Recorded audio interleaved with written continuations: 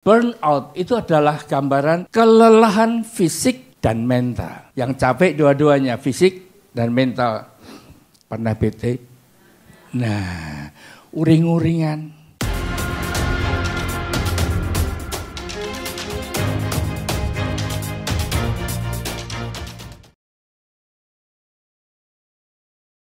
Dan saya juga rindu untuk dengan tanda petik mewariskan buat setiap anak-anak yang Tuhan percayakan di wadah gereja ini dengan judul adalah Burnout, yang mana perlu untuk kita pahami, mengingat gereja kita ini gereja yang gerak cepat. Rasanya hari Minggu itu dari pagi sampai sore nggak terasa, tahu-tahu udah waktunya pulang. Nah, kondisi demikian itu akan bisa menimbulkan hal semacam ini terjadi, sehingga saya perlu untuk menggunakan hari ini untuk kita belajar bersama-sama. Suatu hari saya ini terima sebuah WhatsApp ya. Dan dalam WhatsApp itu ada pertanyaan begini, apakah hamba Tuhan itu harus bisa menjadi pemain sandiwara yang baik? Wow. Pemain sandiwara. Apa maksud dibalik daripada pertanyaan ini? Ya, artinya, walaupun sebagai hamba Tuhan berada di mimbar dengan tugas apapun juga, tapi pada saat di dalam kehidupannya saat itu mengalami kesedihan, kemarahan, kecewa, benci, cemburu, ya, yang sedang menghampiri, tapi saat tampil itu harus kelihatan tersenyum walaupun hatinya sakit, tegar dan tetap bernyala-nyala. Ini pertanyaan ini membuat saya jadi melihat diri saya, introspeksi. Seakan-akan gambaran kehidupan hamba Tuhan di dalam pelayanannya di mimbar yang begitu all out, apakah enggak ada titik lemah, apakah enggak ada masalah yang sedang menghampiri di dalam hidupnya? Yuk kita lihat. Karena melalui apa yang saya bagikan ini, saya gumulin terus beberapa minggu, dan saya mencoba terus menuangkan apa yang Tuhan bicara kepada saya dan saya bagikan. Burnout itu adalah gambaran kelelahan fisik dan mental. Yang capek dua-duanya, fisik dan mental. Jadi hal itu pada waktu menghampiri seseorang, maka orangnya itu akan berkata gini, aku sedang bete. Pernah bete?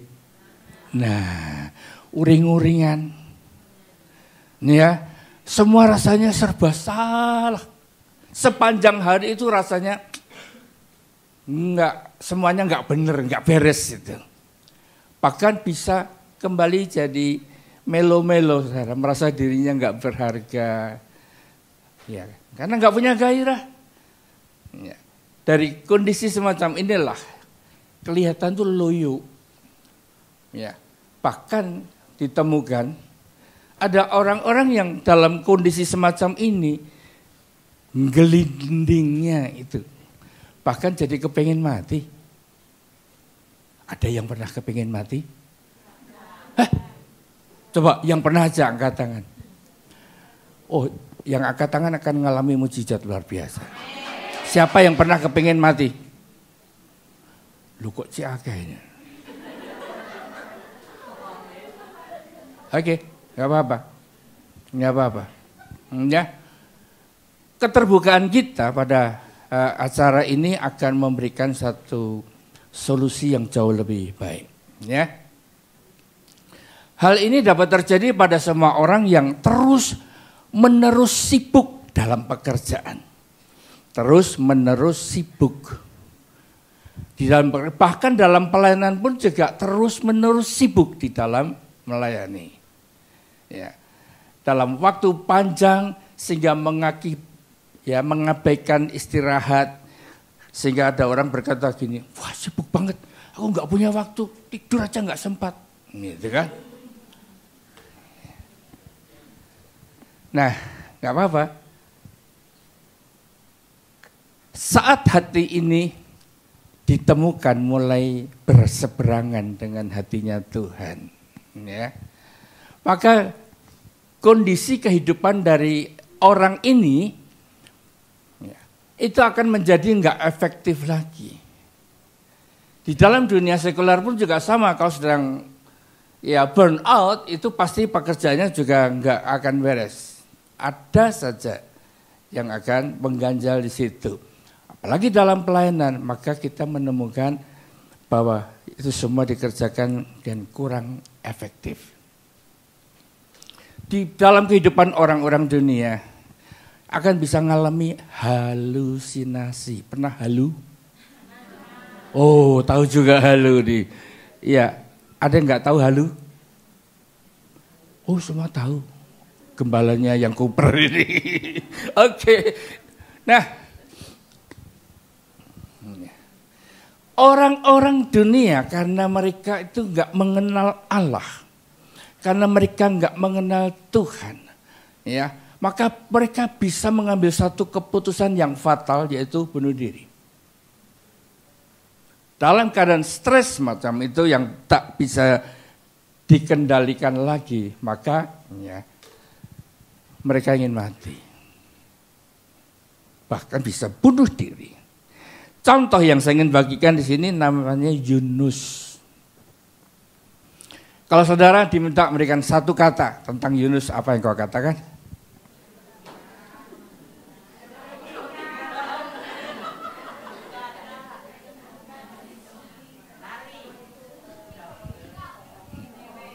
Iya. Ini gambaran orang yang lari ya. Kenapa lari? Iya. Iya, memang belum membaca kitab Yunus sampai akhir. It's okay, nggak apa-apa. Yuk kita temukan ya. Memang lari dari rencana ataupun perintahnya Tuhan. Tuhan itu berkata kepada Yunus untuk pergi ke Niniwe. Ya. Ternyata malah dia cari cruise ya, mau piknik pergi ke Tarsis. Nah, Yunus adalah gambaran dari seorang yang sebetulnya tahu isi hatinya Tuhan. Loh betul, ya. Bahkan bisa mendengar suara Tuhan. Ada berapa banyak di sini yang belum bisa mendengar suara Tuhan? Yang belum. Angkat tangan, jujur ngaku aja. Supaya saya nanti ngomong terus, saudara tetap ya nggak ngerti. Ada yang belum bisa mendengar suara Tuhan?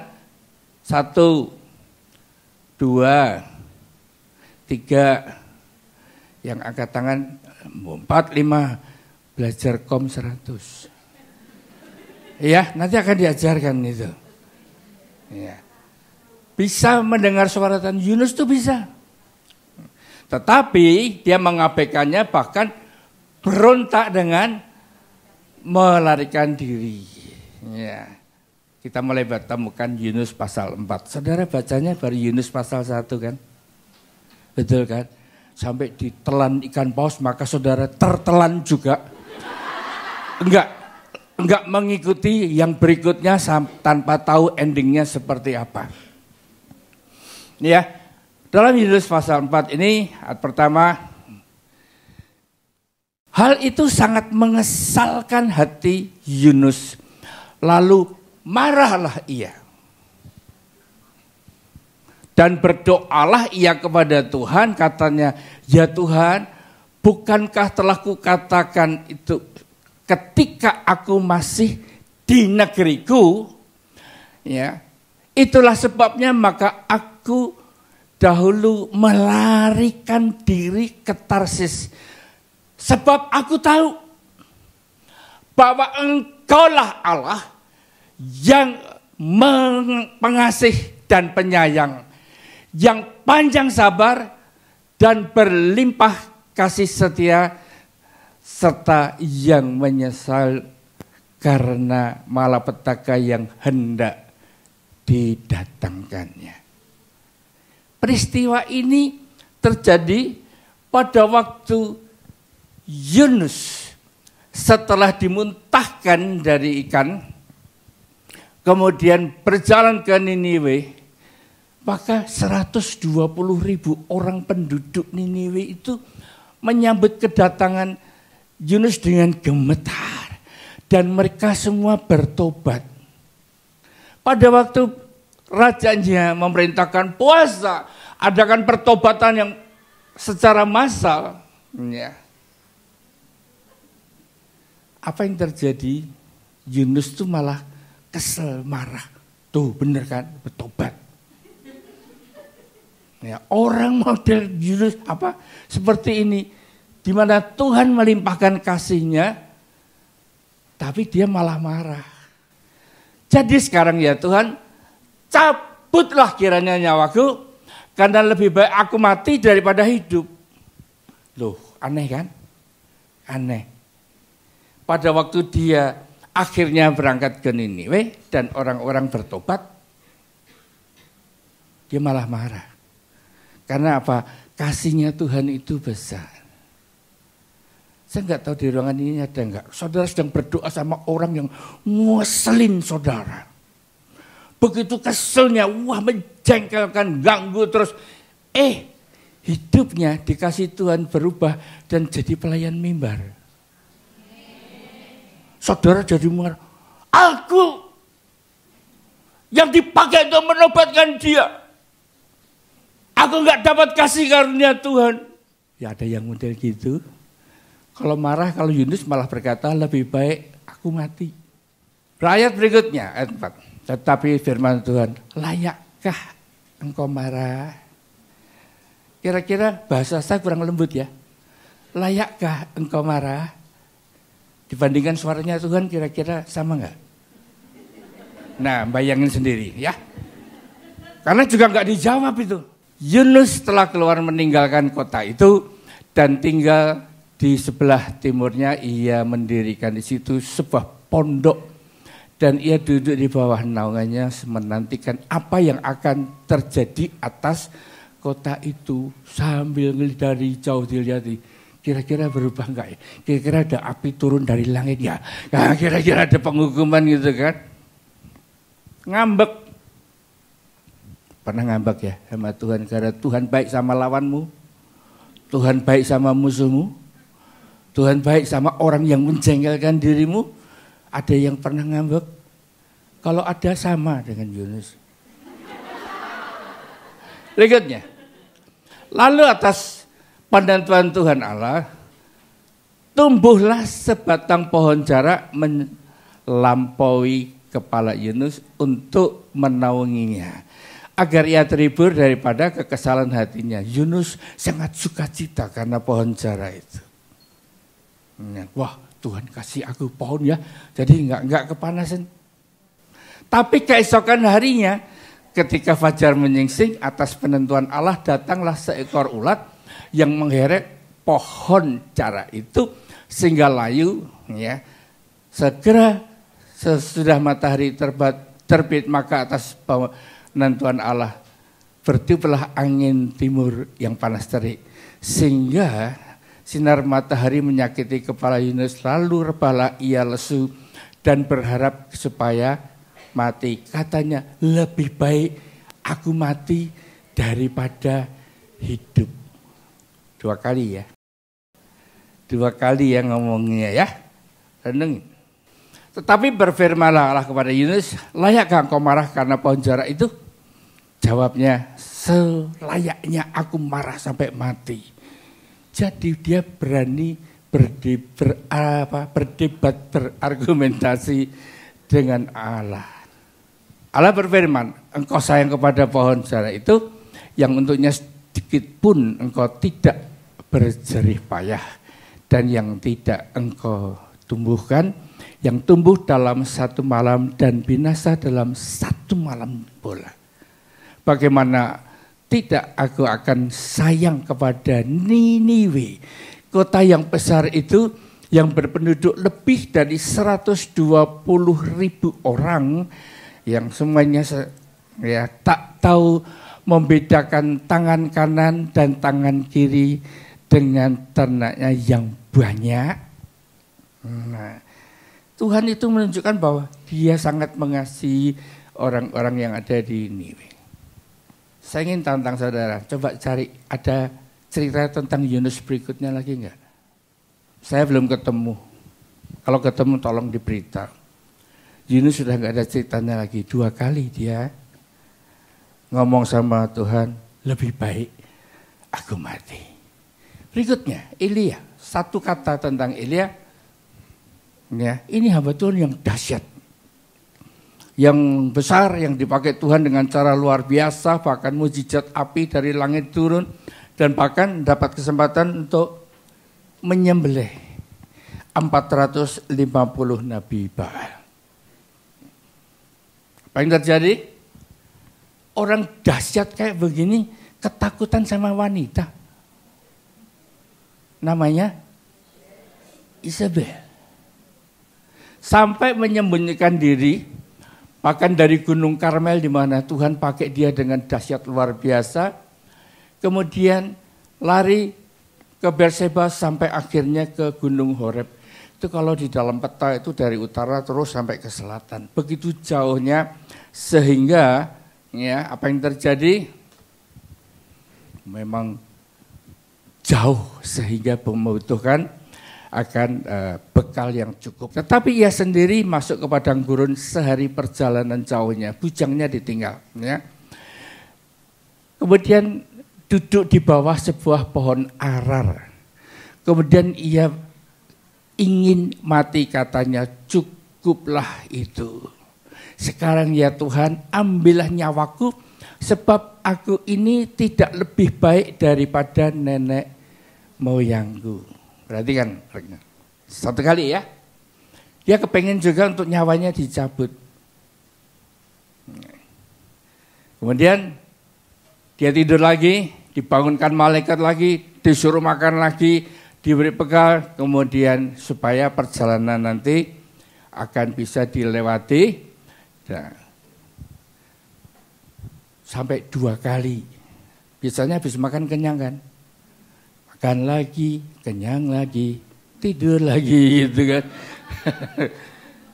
Nah, dibangunin dan akhirnya diberi bekal lagi, maka ya, sampailah ya yang namanya Elia ini ya, ke tempat yang dituju, yaitu Gunung Horeb. Lalu masuklah ia ke dalam sebuah gua dan bermalam di situ. Maka firman Tuhan datang kepadanya demikian, apakah kerjamu di sini, hai Elia? Jawabnya, aku bekerja segiat-giatnya bagi Tuhan, Allah semesta alam, karena orang Israel meninggalkan perjanjianmu, meruntuhkan mezbah-mezbahmu dan membunuh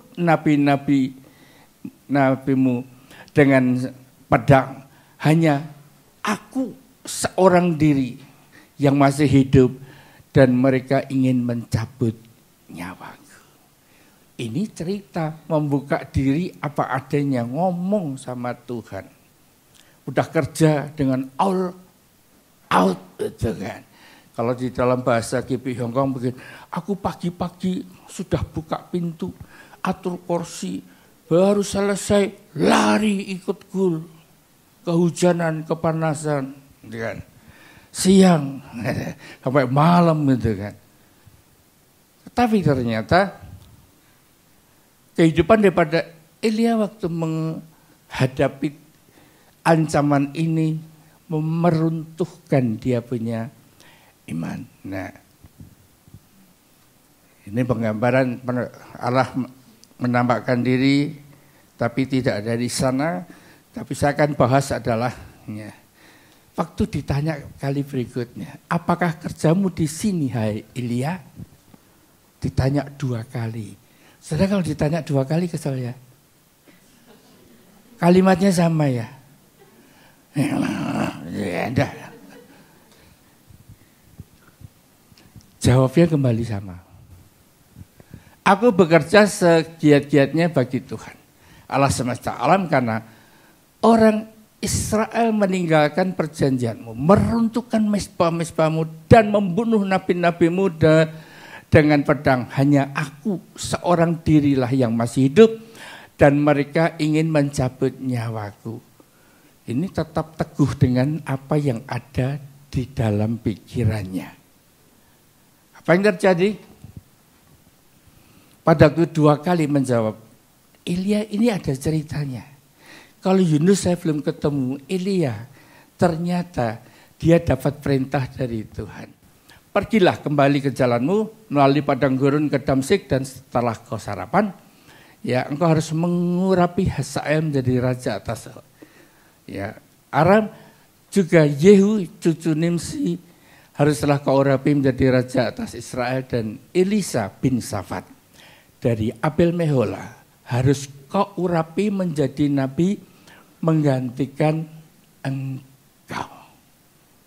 Dari 2 kali menjawab ini, kita menemukan bahwa pada akhirnya siapa yang mengganti? Elisa.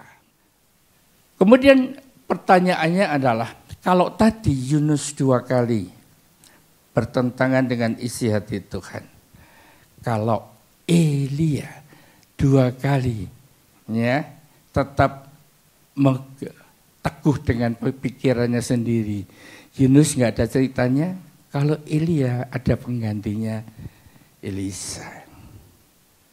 Tuhan tuh tahu kalau sudah hatinya nggak di situ, ya diganti.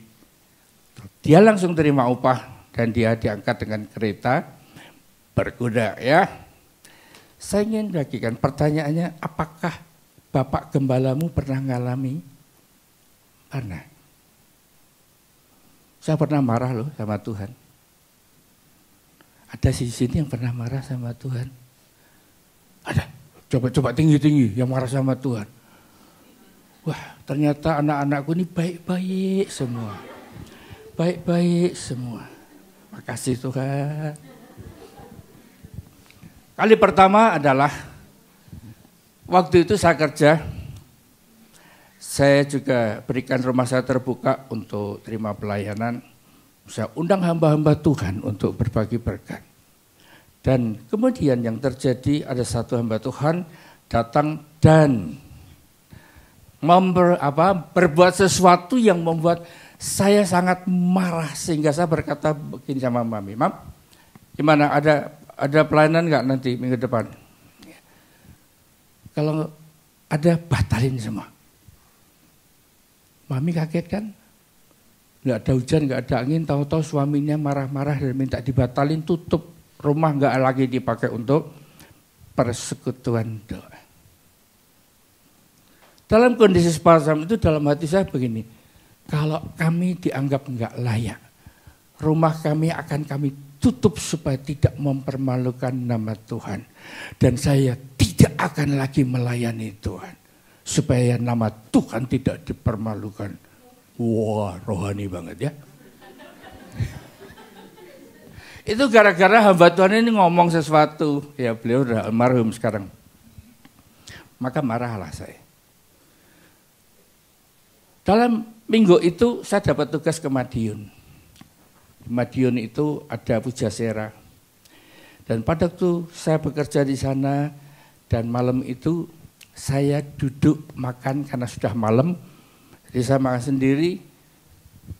Saya pesan makanan, tahu-tahu ada orang ngamen. Saudara tahu zaman saya dulu masih Yeremia. Sekarang kan baby boomer. Ya, lagu yang terkenal tuh ya, madu di tangan kananku, racun. Loh, kalian kok tahu? Udah lahir kah? Sudah bisa nyanyi kah? Anak muda dari Sumatera Utara, rambutnya gondrong, sambil ngamen meja ke meja. Saya dengar lagu itu, diantaranya lagu itu. Begitu sampai di meja saya udah siap-siap nih. Wah, Ada orang ngamen ini siapin duit gitu kan. Begitu sampai di meja saya itu, apa yang dia pakai untuk lagu yang dia nyanyikan? Lagunya begini. Dengar dia panggil nama saya, dengar dia panggil namamu, dengar dia panggil nama saya, juga dia panggil namamu. Dengar dia panggil nama saya, dengar dia panggil namamu, dengar dia panggil nama saya, juga dia panggil namamu. Terus ku jawab moh itu. Gak ada itu menyalahi.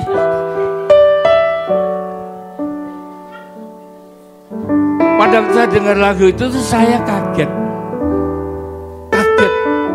Loh, tukang ngamen yang saya nggak kenal dari Sumatera Utara, baru tinggal di Madiun beberapa bulan, dia cari duit dengan gitarnya, nyanyi dari meja ke meja dengan suara yang bagus, dia nyanyi lagu-lagu dunia, menghibur orang sampai di meja saya. Saya nggak pakai kalung, saya nggak pakai, kok nyanyinya dengar dia panggil. Saya nggak tahan. Dek, ini duduk.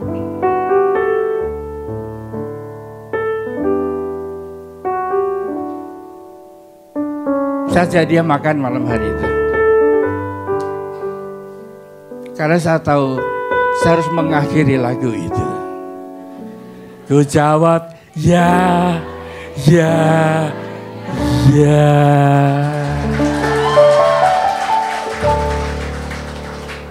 Pernah ngalami hal yang aneh-aneh? Itu artinya engkau dalam pilihan Tuhan. Betul? Rasanya kayak Tuhan itu ikut jadi sutradara yang ngatur semuanya.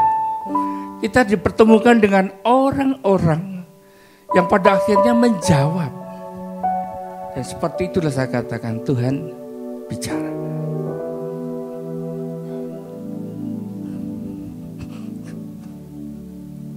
Kau lari kan, Madiun?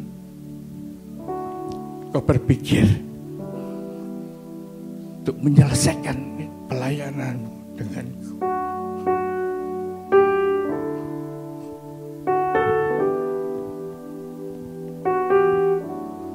Setelah kami berpisah dari meja makan, di kamar saya tidur sendirian, saya ngerti. Ampuni aku Tuhan. Ampuni aku Tuhan. Aku marah karena hamba-Mu, tapi Engkau yang juga ikut aku marah.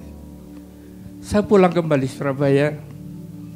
Sepanjang perjalanan dengan setir mobil, saya sampai di rumah, saya tanya, Mam, pelayanan dari batalin belum? Belum. Udah, terusin aja. Kalau batal hari itu, saya entah jadi Yunus, entah jadi Elia. Ada saudara yang alami seperti itu, pernah marah sama Tuhan?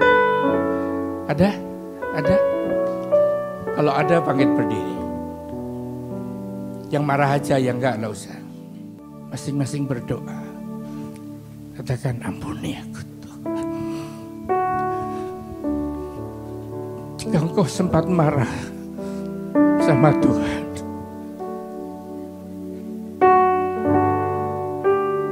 bahkan kau berpikir untuk meninggalkan pelayanan.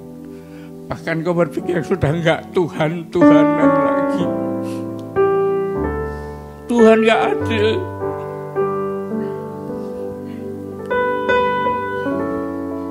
Bereskan dengan Tuhan. Bereskan dengan Tuhan. Supaya kita bisa meneruskan sesi yang berikutnya ini dengan kondisi hati yang bersih. Karena Tuhan sudah ampuni kita. Sikandara labatakaya.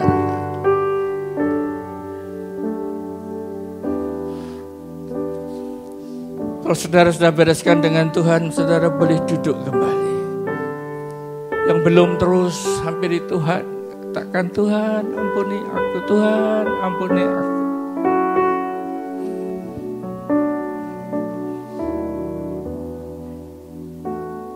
Senarala matakaya.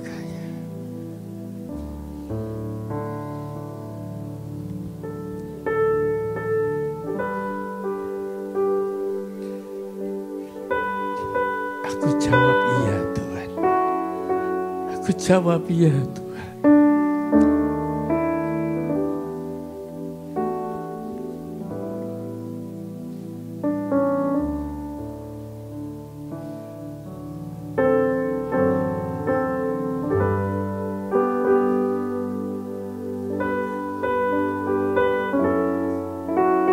Sudah selesai berdoa, silakan duduk kembali. Sekarang kalau hal demikian itu muncul, tentunya perlu solusi. Solusi itu penyelesaian daripada apa yang sedang dialami. Ya. Supaya kita ini jangan sampai keluar dari jalur rencananya Tuhan. Firman Tuhan berkata, ya, marilah menyendiri ke tempat yang terpencil. Dan beristirahatlah sejenak. Sebab memang begitu banyaknya orang yang datang dan yang pergi, sehingga makan pun mereka tidak sempat. Ini gambaran daripada murid-murid Yesus, yang mana ke dalam pelayanan makan aja nggak sempat. Sampai Tuhan tarik mereka, cari tempat yang terpencil. Nah, yuk kita simak. Siapakah mereka? Murid-murid Yesus. Ada berapa banyak murid Yesus di ruangan ini? Ya, kalau saudara sudah mulai burn out atau mulai ada tanda-tanda uring-uringan itu, maka Tuhan perintahkan apa? Ya, menyendiri. Menyendiri itu tempat terpencil, terpisah, supaya apa? Kita fokus dengan Tuhan dan hanya mendengarkan Dia. Tidak terganggu lagi dengan hiruk pikuk dunia, karena kita sedang menyendiri untuk fokus dengan Tuhan dan beristirahat. Pengertian beristirahat di sini, kita sebagai orang percaya harus tahu itu tubuh, jiwa, dan roh. Beristirahat sejenak, ya, di dalam hadirat Tuhan. Ada catatan yang saya ingin bagikan di situ. Ada orang karena saking sibuknya terus ambil break, cuti, piknik ke Makau, nggak nyindir ya, atau pergi ke Shenzhen, atau pergi ke tempat mana yang kalian mau, pergi ke Taipo. Ya, ada yang saya harus ngomong belak-belakan aja.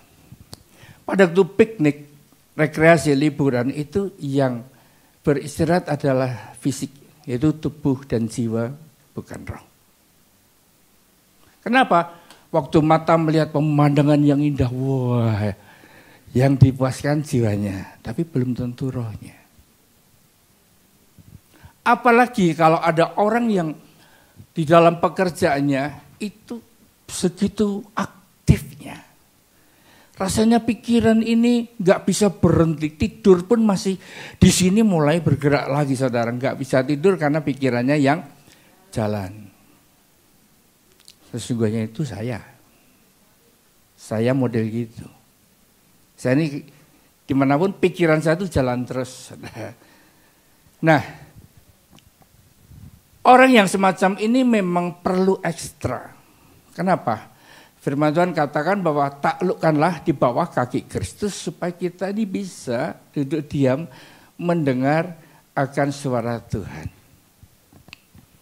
Jangan sampai ada, kalau sekalian yang model seperti saya ini, jangan sampai menyalahkan setannya. Gara-gara setan ngasih aku pekerjaan.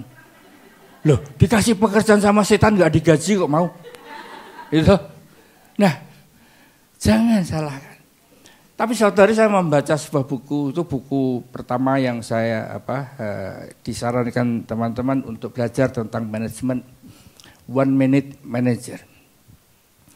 Di situ digambarkan ada manajer yang merasa dirinya tuh amat sangat sibuk sehingga saking sibuknya ya sudah nggak punya waktu lagi. Dan dia mulai berkomentar, dia mulai mengeluh kepada atasannya. Dan pada saat saya membaca buku itu di situ diungkapkan bahwa ilustrasi yang diberikan itu pas banget. Sebetulnya manajer ini seperti masinis. Tahu masinis? Masinis itu mengendarai apa? Apa? Tank. Iya, kereta dengan penumpangnya begitu banyak, gerbongnya panjang itu ya, masinis. Sebetulnya manajer itu adalah masinis. Dia yang berhak menentukan berangkat atau tidak. Dia mampu, namanya manajer itu manage waktunya. Sehingga di dalam buku itu juga orang sibuk itu belum tentu dianggap orang yang nggak ngerti-ngerti juga kelihatan sibuk karena nggak selesai-selesai pekerjaannya. Misalkan mau tanya malu, itu. Tuh sambil senyum-senyum tuh kelihatannya ada yang Jadi jangan dipikir kalau sibuk, nggak punya waktu itu hebat, belum tentu ya. Itu bukan masinis itu. Tapi ini masinis, orang yang betul-betul ahli ngerti, tetapi dia nggak bisa ngatur waktunya dengan baik. Ya. Time managementnya kurang bagus, akibatnya dia merasa kayak kereta itu sudah jalan, dia sambil lari-lari, loncat supaya bisa masuk di dalamnya. Itu teguran untuk manajer ini ya, supaya dia bisa mengatur waktunya dengan baik. Menyendiri itu saat teduh pribadi fokus dengan Tuhan dan hadiratnya. Nanti saya akan berikan waktu untuk tanya jawab. Karena terlalu luas yang harus bisa ditangkap dari apa yang saya sampaikan, sehingga nanti perlu dalam waktu di antara sesi ini sebelum berakhir, saudara boleh bertanya dan saya akan menjawab. Menyendiri itu bisa di office. Saya di sini kalau sedang dalam keadaan sendiri, nggak ada orang atau nggak ada kerjaan bersama dengan teman-teman yang lain. Saya bisa mendapatkan itu sebagai satu waktu di mana saya bisa menyendiri.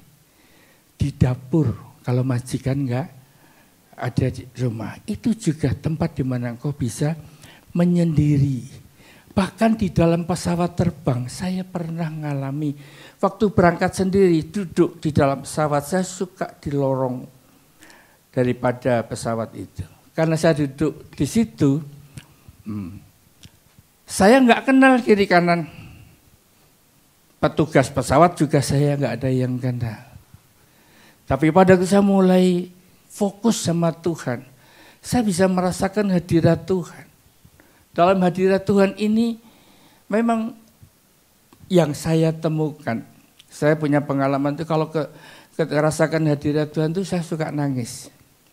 Padahal dulu saya adalah suami yang paling nggak suka istrinya nangis.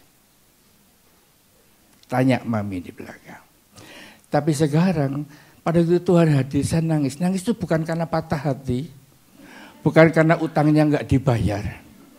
Tapi saya menangis itu karena saya merasakan aku nih kok sangat dicinta sama Tuhan. Saudara pernah nangis begitu? Saya benar-benar berubah setelah ada jemaat yang ditinggal pacarnya. Sepanjang ibadah nangis di baris kedua. Nangis terus sampai saya terkecoh. Wah, luar biasa hadirat Tuhan ini melawat. Ternyata temennya ngomong, Pak Bobi tahu nggak yang duduk di baris kedua, yang tadi nangis terus, itu barusan ditinggal pacar. Oh.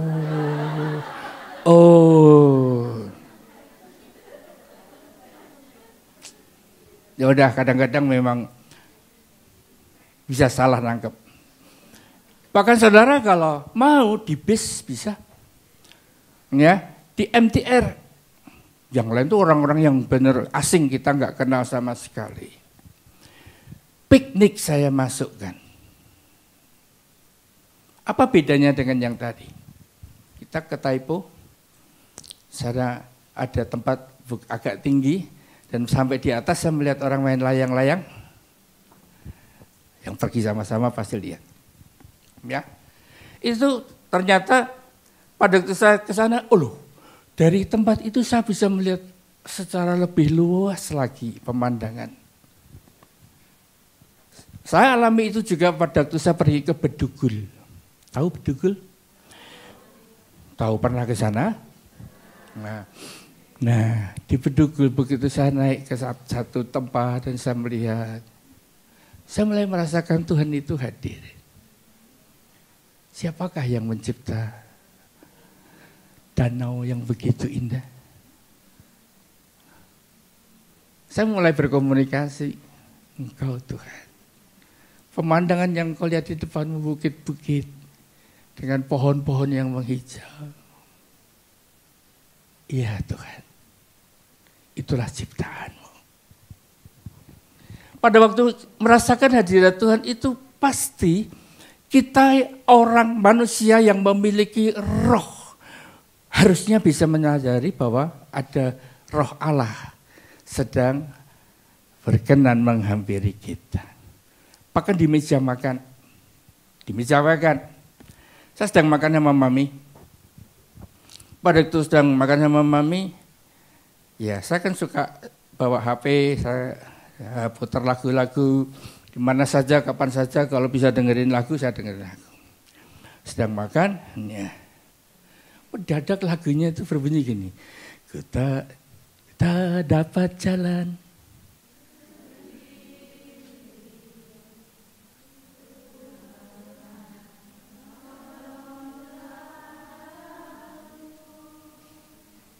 Itu terjadi di Hong Kong. Saya sedang sama Mami sedang makan, sendok sedang siap nyendok nasi. Begitu lagu itu berbunyi, nggak jadi masuk mulut, saudara. Saya berhenti. Saya mulai ngomong dengan Tuhan, ya Tuhan, aku keluar dari Rutonji Hospital, aku nggak bisa jalan sendiri. Aku harus ditopang dengan tongkat. Kalau sekarang aku bisa jalan sendiri, itu hanya oleh karena kemurahan. Pertama kali waktu saya mengalami itu, sebelum-sebelumnya saudara, Mami kan gak ngerti, kadang-kadang masih terus ngajakin ngomong. Tapi pada waktu saya sudah mulai gak jawab dan saya gak meresponi, dan Mami melihat saya dalam kondisi seperti itu, lama-lama dia nyadar, oh iya, Tuhan sedang urusan pribadi sama suaminya. Dan dia diem, dia nggak ikut campur tangan di situ. Sampai selesai. Dan saudara, peristiwa semacam itu akan bisa kita alami kalau kita ngerti yang namanya menyendiri.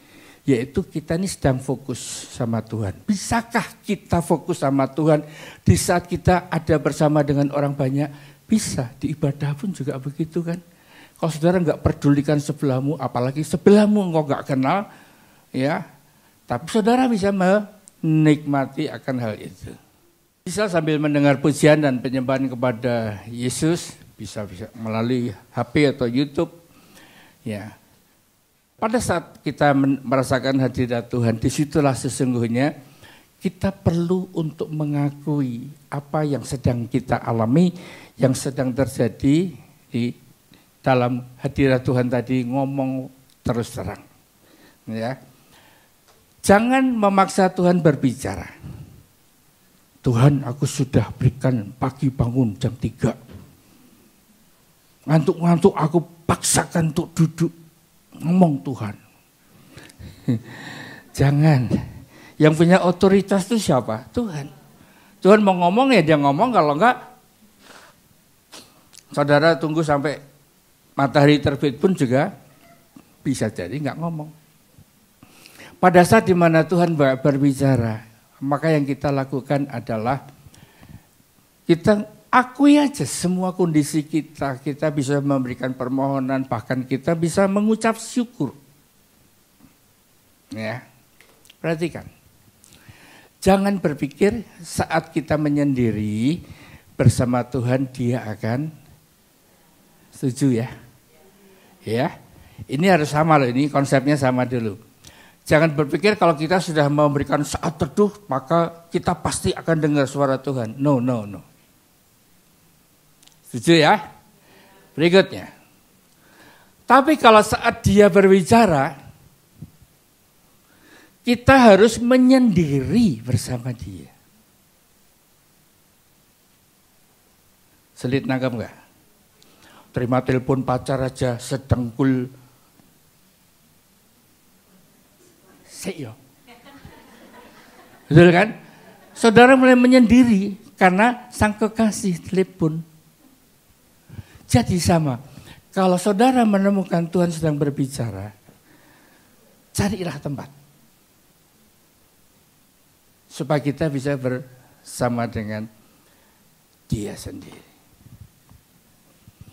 Saya pernah meeting di Jakarta, dalam meeting itu udah terasa sekali begitu acara sesi terakhir untuk masuk ke makan siang, Tuhan tuh udah terasa ingin narik saya untuk sendiri. Apa yang terjadi pada waktu saya merasakan itu, jam makan siang saya korbankan. Saya bilang sama teman saya, tolong aku kembali ke kamar. Nanti kalau sudah mau mulai, tolong aku ditelepon ya, supaya aku nggak sampai kebablasan. Dan disitulah saya akhirnya berdoa bersama Tuhan di kamar sampai saya nggak punya waktu untuk makan siang. Tapi sukacita tetap melimpah. Dan malamnya terjadi, Tuhan persiapkan saya, teman ya, satu perusahaan itu ternyata dibaptis Roh Kudus oleh karena campur tangan Tuhan. Itu ketaatan yang kita lakukan. Nah, pada kondisi demikian itu bisa berupa teguran, bisa berupa perintah, bisa berupa penghiburan, bisa tuntunan, hikmat, pengertian, yang mana merupakan jawaban daripada pergumulan kita. Ya. Ini adalah Kom 100. Tuhan bisa bicara melalui ya, firman yang melintas di benak kita, syair pujian yang kita dengar, dengan bahasa yang kita ngerti. Saya tadi waktu lihat praise the Lord, gitu kan? Kak Feli sampai bikinin terjemahannya supaya saudara ngerti. Karena tidak semua orang bisa bahasa Inggris. Ya kan? Kalau saudara goyang hanya karena musiknya, itu baru sampai kepada tubuh dan jiwa. Rohnya belum, karena nggak ngerti. Enak ya goyang. Tanpa saudara ngerti apa yang saudara nyanyikan. Ya. Nah, ngerti pun belum tentu akan larut di dalamnya kan. Ya. Kemudian kata-kata yang kita dengar dari hamba Tuhan atau orang lain itu sudah bisa menjadi jawaban Tuhan dalam pergumulan kita. Ini tentang suara Tuhan. Yang biru itu statement yang penting. Jangan hitung waktu saat kita ketemu Tuhan. Sehingga saudara, Tuhan lawat aku dong 1 jam. No. Itu bisa hitungan detik. Tuhan hadir, Tuhan berbicara, Tuhan melawat kita. Ya, bisa hitungan 1 menit, 2 menit. Tetapi dampaknya itu long lasting, itu panjang. Ini sama dengan saudara ibadah. Di ibadah, saudara menikmati itu kan. Pada waktu bersama-sama menghampiri Tuhan, dilawat oleh Tuhan, secara bersama-sama di tempat ini. Maka saudara mungkin ada yang Rabu sudah habis. Kamis sudah kempes. Terpaksa nunggu lagi hari Minggu. Kepengen lagi di charge lagi ya kan. Nah yang di tengah bagaimana? Yang di tengah bagaimana? Itu tadi, yang di tengah tadi, saudara harus bisa menyendiri, cari tempat yang sunyi, nikmati hadirat Tuhan. Dan disitulah kita membangun komunikasi. Kalau kita nggak mampu mendengar suara Tuhan, saya percuma ngomong di sini. Saudara harus kembali ngulang Kom 100 untuk bisa memahami apa yang Tuhan mau.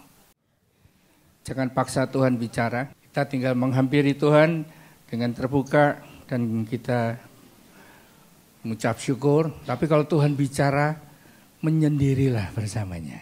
Semua ini burnout pada waktu kita pelajari dan kemudian solusi.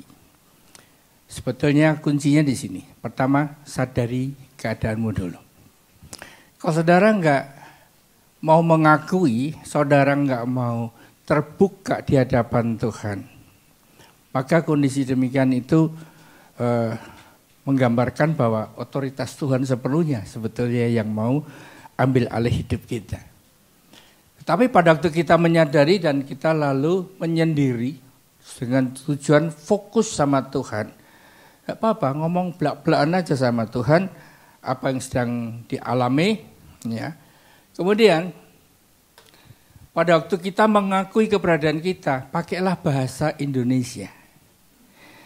Jangan menggunakan bahasa asing. Yeso, jika ngohelito. Nanti waktu cerita berikutnya tuh mikir dulu, baru ngomong. Mikir lagi, ngomong 2 kali. Dan itu nggak fokus. Pakai bahasa Inggris, ya sama aja. Tuhan Yesus bisa bahasa Indonesia kan? Jadi ngomong kalau lebih enak pakai bahasa Jawa, ya pakailah bahasa Jawa. Tetapi kau bisa ungkapkan seluruh isi hatimu itu yang paling dalam. Ya. Jangan seperti kalau ditodong di gereja Filipina, saudara doanya pakai bahasa Inggris, mikirnya lama kan?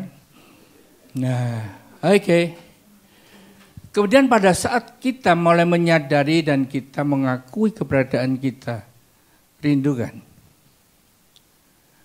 Kita hanya bisa merindukan otoritas di tangan Tuhan. Rindukan supaya Tuhan berkenan untuk berbicara.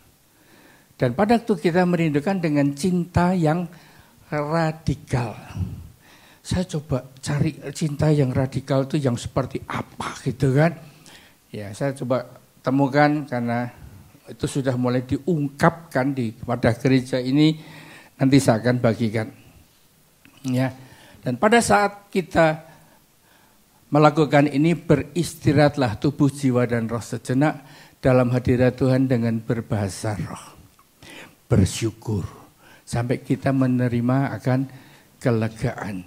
Inilah indahnya kalau kita berada di sebuah gereja yang memberikan pengertian tentang bahasa roh, itu bisa membuat kita beristirahat ya di dalam hadirat Tuhan. Karena ada bahasa yang tidak dimengerti oleh manusia, juga tidak dimengerti oleh setan.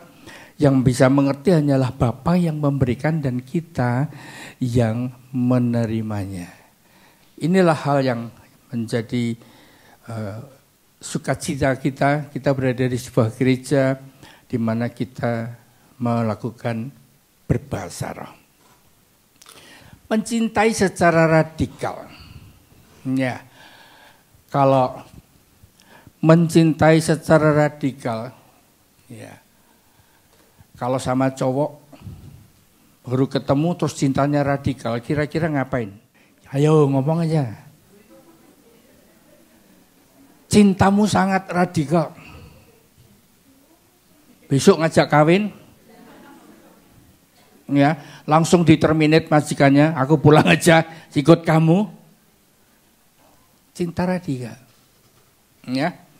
Dan kondisi semacam itu perlu untuk kita coba temukan dalam hidup kita. Kita punya modal enggak untuk mencintai Tuhan secara radikal? Ya. Ini Tuhan Yesus berkata kepada Simon. Ya, ini Simon ini bukan Simon Petrus, tapi Simon yang mana menerima Yesus di rumahnya. Ada 2 orang yang berutang kepada seorang pelepas uang, yang seorang berutang 500 dinar, yang lain 50. Karena mereka tidak sanggup membayar, maka ia menghapuskan hutang kedua orang itu. Siapakah di antara mereka yang akan terlebih mengasihi dia? Jawab Simon, nah yang banyak utangnya akan lebih mengasihi. Siapa yang punya utang sama Tuhan hari ini? Yang punya utang sama Tuhan dan sudah dibayar. Coba, nggak berani angkat tangan. Utangnya sama siapa? Kalau saudara punya utang sama Tuhan, ya saudara 1 tangan. Tapi kalau utangnya banyak, 2 tangan.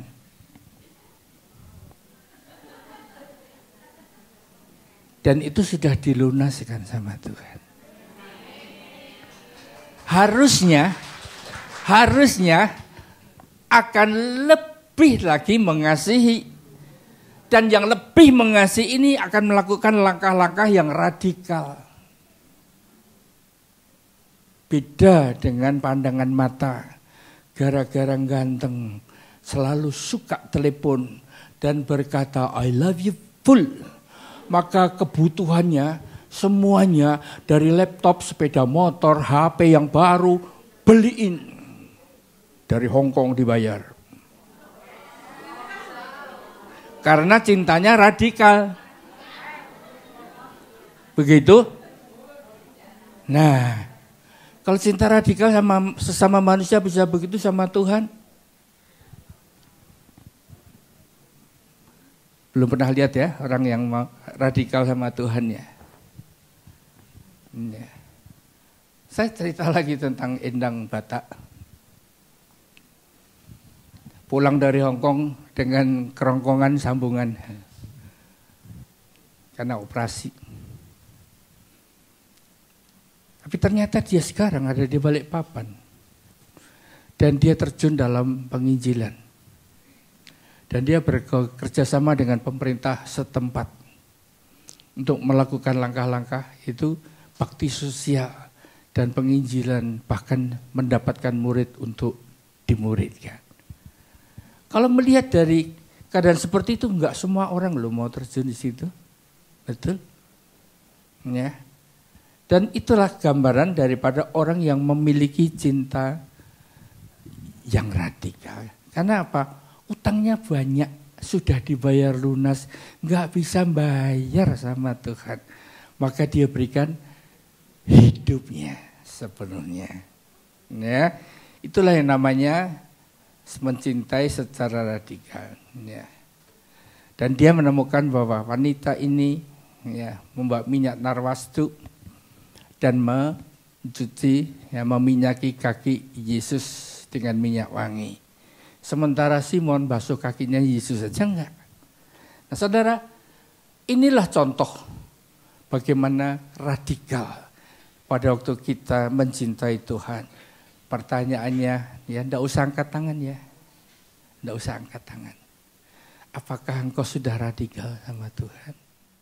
Kalau kita bertobat dan tinggal diam, kita akan diselamatkan. Dalam tinggal tenang dan percaya terletaklah kekuatan kita. Untuk apa? Mengiring akan Tuhan Yesus. Jadi kita perlu untuk bertobat dan kita ditutup sesi ini dengan peristiwa yang dialami oleh Simon Petrus di Danau Galilea. Simon Petrus ini murid yang tinggalkan profesinya yang lama sebagai penangkap ikan lalu mengikut Yesus. Radikal bukan? Saudara kan meninggalkan hidup yang lama untuk ikut majikan di Hong Kong. Bukan ikut Tuhan Yesus kan? Nah, dan Simon Petrus ini banyak cerita karena dia mengalami mukjizat bersama dengan Tuhan Yesus. Artinya kalau dilihat dari sudut nama Petrus, wah harusnya dia yang paling banyak bisa bercerita tentang apa yang terjadi di dalam kehidupan Yesus. Tetapi pada saat itu dia tuh merasa bersalah. Ya. Karena apa? Dia ingat dulu aku pernah berkata, walaupun semua yang lain gentar, aku sekali-kali. Ya. Tapi gara-gara dia ngomong begitu dijawab sama Tuhan. Sebelum ayam berkokok, kau telah menyangkali aku 3 kali. Di Hongkong ada ayam yang berkokok nggak dekat rumahmu? Saya ngomong begini. Burung, enggak ada burung berkokok, berkicau. Enggak ada ya, tapi enggak boleh jadi alasan loh ya. Oke. Jelas Petrus ini putus pengharapan karena dia berpikir, kan aku orang dekat. Coba kalau dekat sama calon presiden dan terpilih itu. Wah, ada harapannya jadi apa? Jadi menteri kan? Saya rasa pikirannya Simon Petrus juga begitu. Aku berharap jadi raja atas orang Israel. Lah Tuhan Yesus malah mati di kayu salib. Sehingga dalam keadaan seperti ini rasanya udah gak punya lagi pengharapan. Balik lagi lah, hidup yang lama nangkap ikan ya siapa tahu ya dapat. Ternyata nggak dapat. Baru pertemuan itu ya yang mana kita bisa lihat. Kemudian Yesus menampakkan diri lagi kepada murid-muridnya di pantai Danau Tiberias dan dia menampakkan diri sebagai berikut. Kata Simon Petrus kepada mereka, aku pergi menangkap ikan. Kata mereka kepadanya, kamu juga ya pergi sama engkau gitu kan. Maka mereka berangkat lalu naik ke perahu, tapi malam itu tidak menangkap apa. Pada waktu hari mulai siang, Yesus berdiri di pantai, tapi murid-muridnya enggak tahu bahwa itu adalah Yesus. Kata Yesus kepada mereka, hai anak-anak, adakah kamu mempunyai lauk pauk? Jawab mereka, tidak ada. Itu persis kalau sedang uring-uringan ya. Ya, pernah saudara uring-uringan dan tahu-tahu teman datang, telurnya bagi 2 ya buat aku. Penae gitu kan. Nah dijawab seperti itu Yesus berkata, tebarkanlah jalamu sebelah kanan perahu maka kamu akan peroleh. Lalu mereka menebarkannya dan mereka tidak dapat menariknya lagi karena banyaknya ikan. Ya. Maka murid yang dikasih itu berkata kepada Petrus, 153 ekor yang ditangkap. Dan pada waktu mereka melihat nurutnya mereka kepada orang yang di tepi pantai itu mendapatkan ikan. Maka murid yang dikasih Yesus banyak yang mengatakan bahwa ini adalah Yohanes.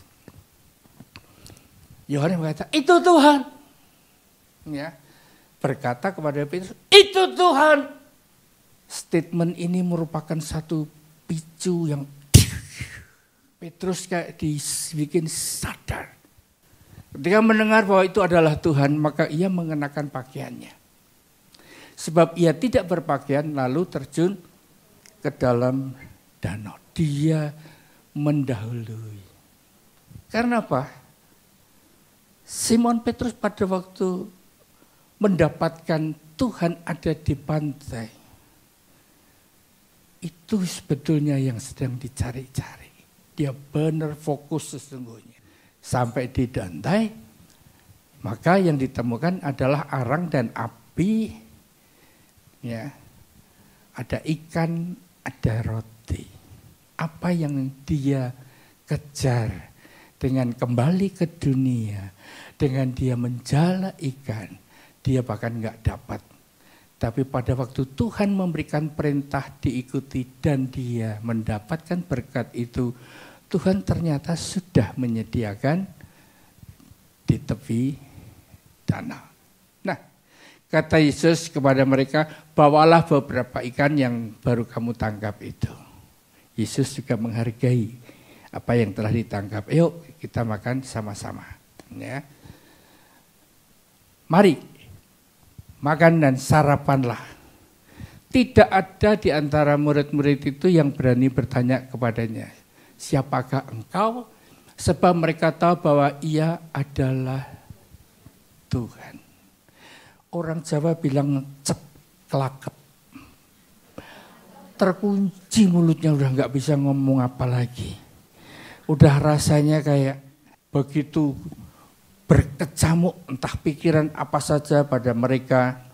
Sehingga mereka jadi diam di depan Tuhan Yesus itu. Yesus lalu maju ke depan, ambil roti dan memberikannya kepada mereka. Demikian juga ikan itu.